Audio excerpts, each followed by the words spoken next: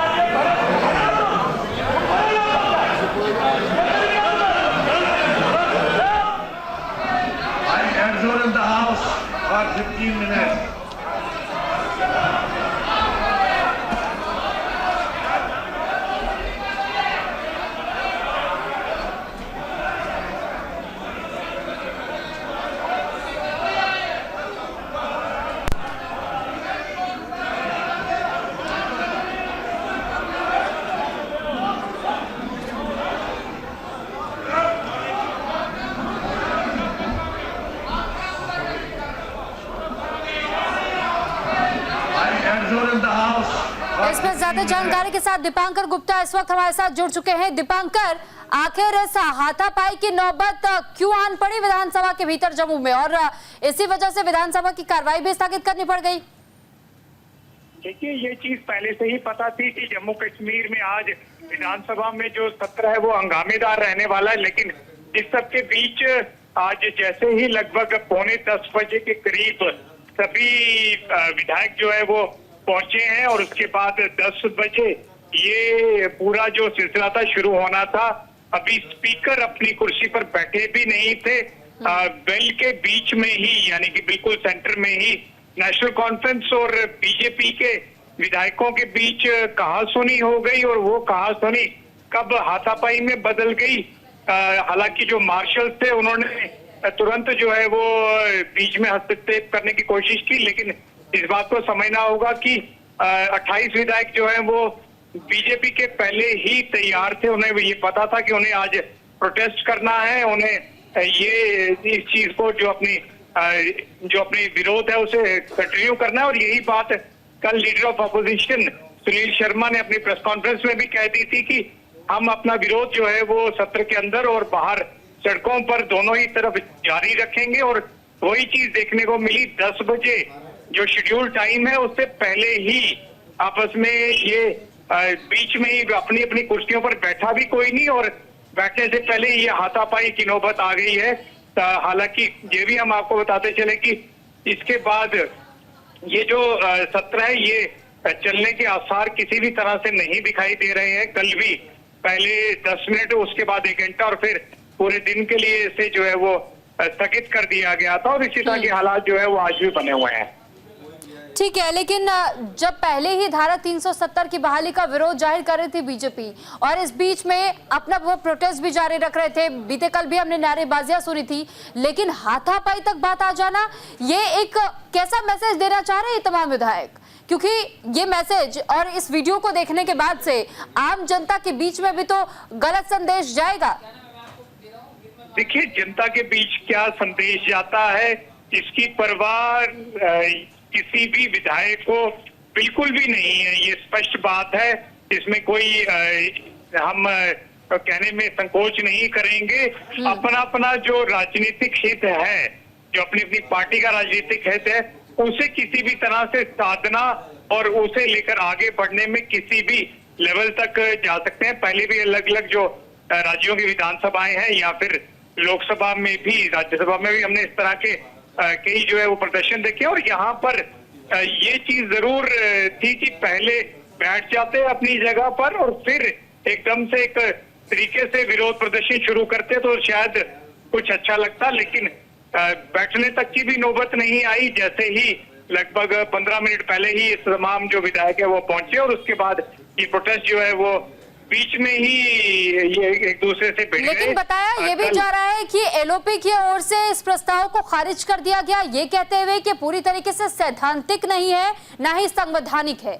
लेकिन ये दीपांकर समझना चाहेंगे कि जब पहले से स्पष्ट था 2019 में जब ये मामला उठा, धारा 370 को बहाल करने से ही साफ तौर पर यह कह दिया गया था कि अब क्योंकि धारा 370 हट रही है तो फिर ऐसे में इसे दोबारा बहाल नहीं किया जा पाएगा। इसके लिए संवैधानिक एक रूपरेखा को फॉलो करना पड़ता है और वो अब आधार खत्म कर दिया गया है। तो किस आधार पर प्रस्ताव पेश किया गया?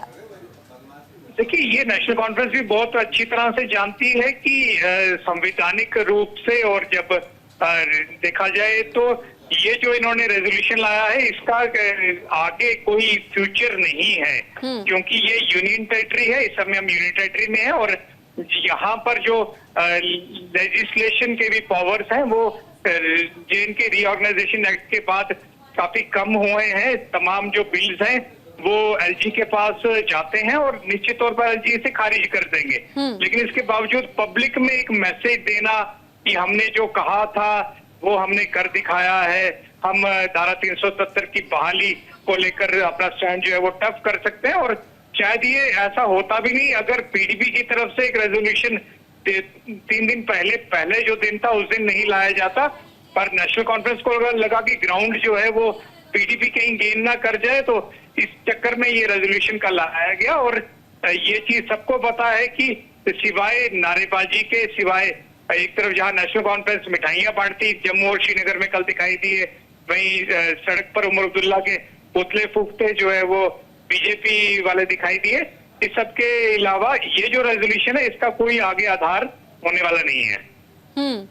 साथ ही हम आपसे ये भी समझना चाहेंगे दीपांकर, क्योंकि देखिए जब बात आती है सैद्धांतिक मामलों की, मुद्दों की और संवैधानिक मुद्दों की, तो 2019 में जब धारा 370 को हटा दिया गया था, इस पर रोक लगा दी गई थी, विशेष राज्य का दर्जा उसी क्षण खत्म हो गया।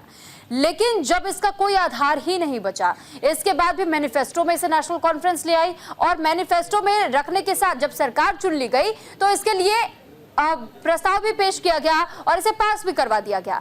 लेकिन वहीं जब एक और विरोध जाहिर किया गया है बीजेपी की ओर से, तो बीजेपी को भी तो ये समझना चाहिए कि जब आप खुद कह रहे हैं अपने बातों में और ये बार बार स्पष्ट कहना चाह रहे हैं कि इसकी कानूनी कोई प्रतिक्रिया के तहत ना तो कोई प्रतिक्रिया जाहिर करने की जरूरत होती है और ना ही आपको ये भी समझने की जरूरत होती है कि जब संवैधानिक तौर पर ही इसे अब दर्जा नहीं मिलेगा दोबारा, तो आप क्यों ये प्रस्ताव पेश कर रहे हैं या आप क्यों हंगामा कर रहे हैं? ये तो दोनों तरफ से समझ के साथ में चलने की जरूरत है।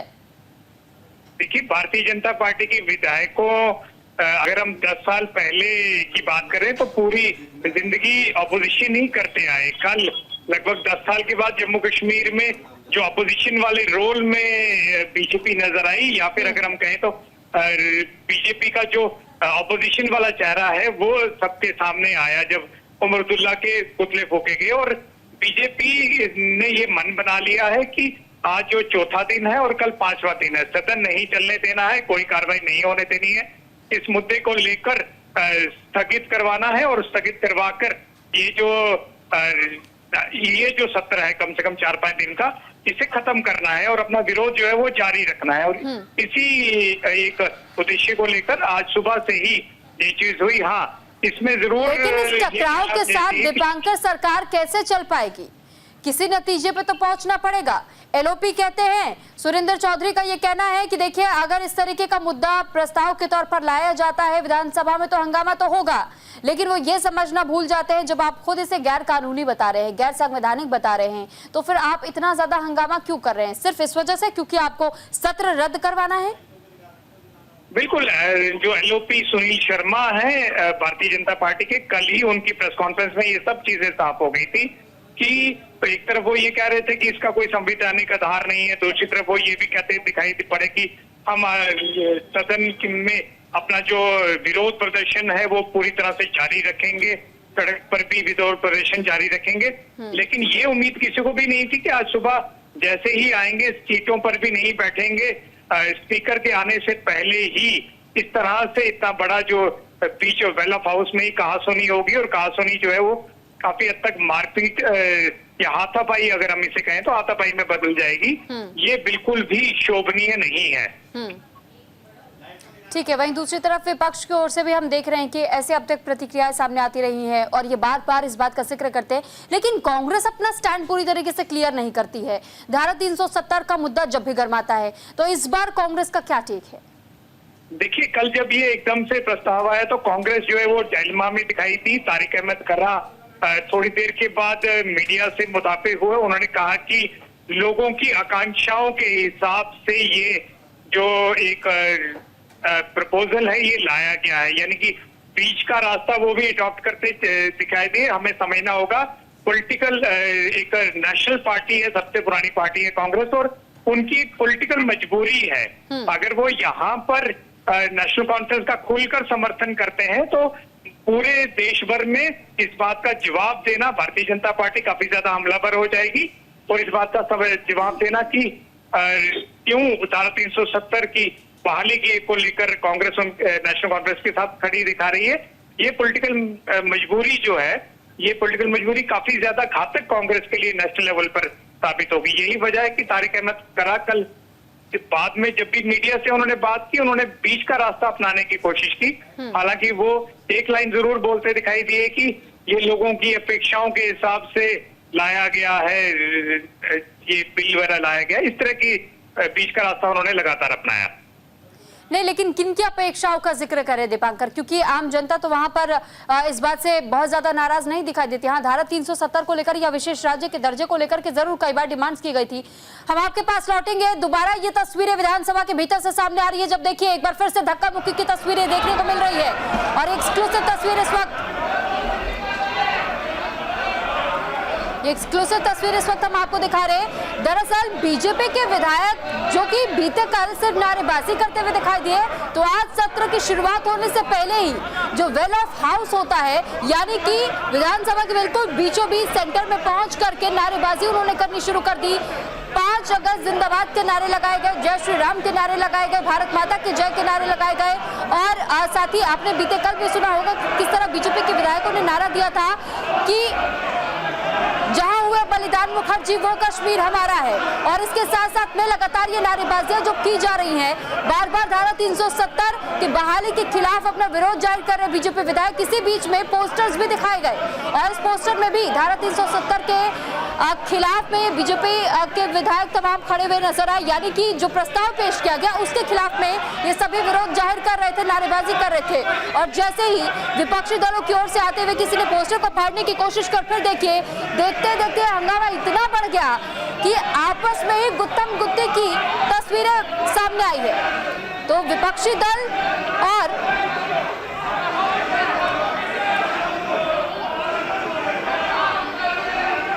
फिलहाल ये तस्वीरें जो इस वक्त आप देख रहे हैं विधानसभा के भीतर की तस्वीरें हैं और उनके हाथों में जो आप पेपर देख रहे हैं, दरअसल ये वही पेपर है जो कि पोस्टर के तौर पर यहाँ सदन के भीतर लेकर के सभी पहुंचे हुए थे। विधानसभा की तस्वीर जम्मू की हम आपको दिखा रहे हैं। जम्मू कश्मीर विधानसभा में किस तरह हाथापाई की नौबत आन पड़ी और ये देखिए जरा, ये पूरा मामला धारा 370 को लेकर के गरमाया। दरअसल इस पूरे मामले में ये जानकारी आपको दे दें कि उप मुख्यमंत्री आजाद सुंदर चौधरी ने विधानसभा में ये प्रस्ताव पेश किया कि जम्मू कश्मीर का विशेष राज्य का दर्जा फिर से बहाल किया जाए और इसको लेकर के केंद्र सरकार से वार्ता भी की जाएगी। लेकिन अब इसी को लेकर के बीजेपी के विधायक बार बार ये कह रहे हैं कि जब ये गैर कानूनी तरीका है, आप इसे ऐसे लागू नहीं कर सकते, आप इसके प्रति पूरी तरीके से प्रस्ताव पेश नहीं कर सकते हैं, इस पर चर्चा का विषय नहीं बनता है। बावजूद इसके आप देखिए कैसे जोरदार हंगामा इस वक्त हो रहा है। कहा जा रहा है कि विधायक इंजीनियर राशिद के भाई ने सदन में आर्टिकल 370 का बैनर दिखाया, जिसके बाद पक्ष और विपक्ष के विधायकों के बीच हाथापाई शुरू हुई। बैनर दिखाए जाने का विधानसभा में विपक्ष के नेता सुनील शर्मा ने विरोध किया और इसके बाद सदन को थोड़ी देर के लिए ही स्थगित कर दिया गया। तो फिलहाल इस पूरे मामले में विधायक इंजीनियर राशिद के भाई का पूरा मामला सामने आ रहा है। एक बार फिर से दीपांकर का रुख मैं करना चाहूंगी। दीपांकर, इंजीनियर राशिद के भाई का भी नाम सामने आ रहा है और ये कहा जा रहा है कि सबसे पहले बैनर पोस्टर्स उनकी ओर से दिखाए गए, इस वजह से पूरे हंगामे की तस्वीर सामने आई। देखिए, निश्चित तौर पर लंगेट से एमएलए हैं इंजीनियर राशिद के भाई और ये कहीं ना कहीं अपने आप को पूरी इस कल जो घटनाक्रम हुआ उसमें कहीं इनकी एग्जिस्टेंस दिखाई नहीं पड़ रही थी। तो हर जो एक नेता होता है वो अपने आप को कैमरास के सामने लाने की कोशिश या पब्लिक को बताने की कोशिश की, हम भी यहाँ पर एग्जिस्ट करते हैं, उस एक नियत से इन्होंने एक आर्टिकल 370 की एब्रोगेशन के ऊपर क्रॉस मार्क लगाकर एक अपना जो है वो डिपेंड करने की कोशिश की और ये उन्होंने पहले ही कर दिया था। 10 बजे से पहले ही ये सिलसिला जो है वो उन्होंने शुरू कर दिया और उसके बाद तुरंत जो है वो उनके साथ नेशनल कॉन्फ्रेंस के जो एमएलए हैं वो भी साथ में आ गए और ये हाथापाई हो गई है। 15 मिनट के लिए इसे स्थगित कर दिया गया है और हम ये भी आपको दावे से बोल सकते हैं कि इसके बाद भी इसे 1 घंटे के लिए स्थगित किया जाएगा और उसके बाद पूरे दिन के लिए स्थगित करना पड़ेगा स्पीकर को। जिस तरह के हालात जो है वो बने हुए हैं इसमें कोई शक नहीं है और ये क्लियर हो सकता है इसे सैनिटाइज ना स्थगित कर दिया जाए, क्योंकि ये स्पीकर भी जानते हैं कि कोई कार्रवाई ना आज होने वाली है ना ही कल कोई और बिजनेस होने वाला है। लेकिन आखिर विधानसभा से ऐसी तस्वीरें कब तक आती रहेंगी दीपांकर? जनता को भी जवाब चाहिए होगा, यहाँ तक कि जनता के कई ऐसे मुद्दे हैं जो कि इन्हीं विधानसभाओं में ही चर्चा का विषय बनते हैं और जब तक उन मुद्दों को लेकर के बातचीत नहीं होती है, ना ही उनकी समस्याएं संभल पाती है, ना ही सुधर पाती हैं स्थिति। तो इस तरीके की जब तस्वीर वो देखेंगे कि कैसे विधानसभा में जो आम जनता की बातों को रखने जा रहे हैं, उनकी आवाज को उठाने जा रहे हैं और उनके मुद्दों को लेकर के बहस होनी चाहिए, काम होना चाहिए, लेकिन यहाँ तो विधायक आपस में ही उलझते हुए दिखाई दे रहे, एक दूसरे से भिड़ जा रहे हैं। बिल्कुल सही बात है। एक तरफ हम अपने आप को वर्ल्ड लार्जेस्ट डेमोक्रेसी बोलते हैं, स्ट्रॉन्गेस्ट डेमोक्रेसी बोलते हैं, लोगों ने यहाँ पर बढ़ चढ़ कर लोकतंत्र का समर्थन किया, यहाँ पे बढ़ चढ़ कर वोट दिए, लगभग 30-35 सालों के बाद इतनी अच्छी वोटिंग की। निश्चित तौर पे लोगों की जन समस्याएं हैं, लोगों की अपेक्षाएं हैं, उनको लेकर मुद्दे चर्चे होने चाहिए। लेकिन यही अलग अलग जो विधानसभाएं हैं, खासकर अब जैसे जम्मू कश्मीर की हमारी यहाँ विधानसभा में आज आप देख रहे हैं, और वो सब बातें जो है वो काफी पीछे रह चुकी हैं और एक ऐसे मुद्दे को लेकर जिसका सबको पता है कि आगे होने वाला कुछ नहीं है,